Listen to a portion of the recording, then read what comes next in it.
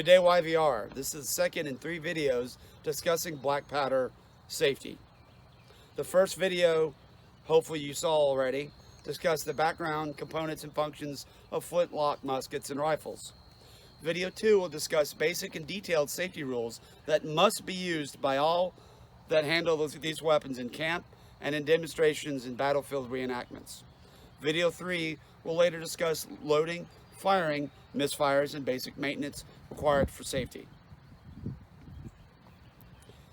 So we have in YVR 3 basic safety rules for not only our firing replica muskets, but all our weapons that our soldiers carry. Martin, please explain. So, first rule is treat every weapon as if it's loaded. It could be loaded for all you know, and if it goes off, we could all be accountable. So don't touch the weapon unless you're told to. Keep your finger off the trigger, because that's another big part of it, because if it's loaded and you pull the trigger, something could happen and it could still go off. Also, don't point at anything you don't intend to shoot. That's another big thing. You can shoot at targets on the battlefield once instructed so. You do not point it at you don't point it at anything at the public or anything without an actual reason to, but you shouldn't do it anyway. Thank you. Next. So we have some weapon safety rules, some of which we will apply more so for event preparation, some general principles, and then we'll go into some other rules discussing things on the battlefield itself. So you always want to ensure your weapon is clear and safe before you're handling it, cleaning it, doing maintenance, and before you even pack it into the vehicle to bring to the field.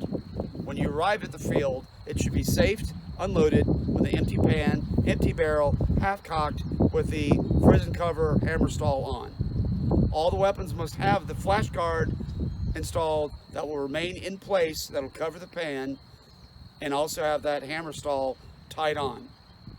No weapon will be allowed on the field if it slips out of half-cock when it's activated by the trigger, which we'll demonstrate shortly.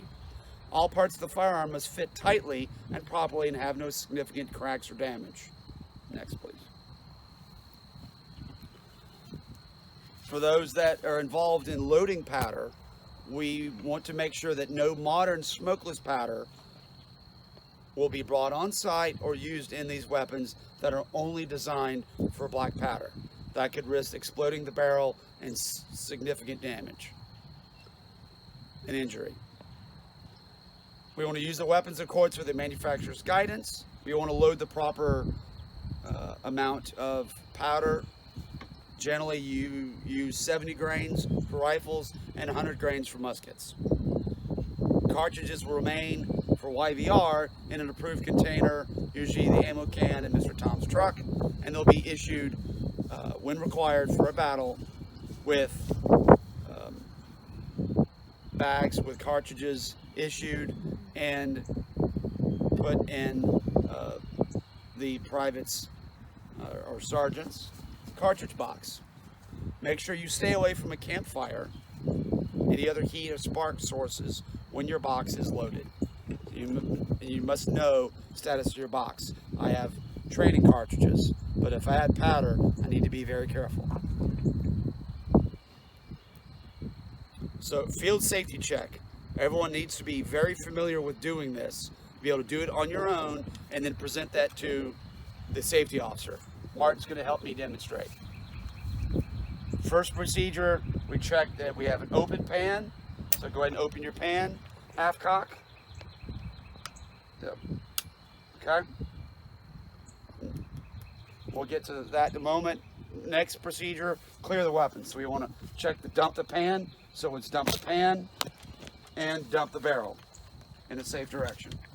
Okay. Next thing we want to do is ping the rammer. So we bring the weapon down. Martin will draw his ramrod. Put the rammer down the barrel most of the way and then let it go. You'll hear the ping sound, which means the breech face down here inside the barrel is clear of anything, especially powder, a ball, etc. Okay. Next thing we'll do, and he already did it before, we'll do it again, is pull the trigger, please. At half cocked, nothing happens. Okay? Then we want to make sure the frizzen, the cock or hammer is tight, right? There are no checks and scratches, and not scratches, but cracks rather, that could cause the weapon to be loose and unsafe. A minor scratch, it happens, okay? The last two things, we may want to do a spark check where we actually spark the flint against the steel, and we're not going to do that today to save our flint, but you want to do a spark check, particularly if you change out your flint. You also want to maybe, on rare instances, actually do a test firing. Martin and I did that at Great Bridge when there was concern when his weapon wasn't going off after a skirmish, and we want to make sure when he was reenacting Billy Flora, his role and during the battle, that we actually went to a safe location with supervisor approval and got a cartridge and fired it to check functionality. That's on a rare occasion, and that will be done with a safety observer, adult safety observer, direct supervision and guidance. Next. So some other rules to consider in camp and on the battlefield. Store with the pan open at half cock. Okay. Lock down. We'll store it there with the lockdown and the frizzen cover installed. Okay. And the frizzen cover installed. If laid on the ground, which we're not going to do that now, keep the lock up, keep the barrel out of the dirt. Again, watch your muzzle discipline. He's being sure, even here for this video, it's not pointed at me, not pointed at the camera person, or other places it shouldn't be pointed. Don't rest. You can bring it down at rest position. We don't want to put your hand over it in case there was powder in it. That's unsafe. Even any powder residue that goes off could seriously burn or injure somebody. You don't want to look down the barrel as well, unless we're doing maintenance and after we put water down the barrel long after the battle. Make sure we will do that safety check before or as we show up to the field, before we do a battle reenactment and right after a battle reenactment, just to verify it's safe at all times. Make sure we're aware of specific safety guidelines for the field. Limits of fire left or right, direction of fire, what's the safe downrange, other rules of the host venue. Different cities, state, national parks have different rules, which we'll teach you about. Okay. Make sure you obey, obviously, direction of your supervisors, and when you're on the field, the reenactment field officer, NCO, whoever's in charge of drilling and shooting. And pay attention to your surroundings. If you see any safety concerns, announce those. Next. Make sure you immediately respond to a whole fire safety command. So if a weapon was up in a firing position, if you bring it up, Martin, and we say a whole fire, you freeze. Nothing happens.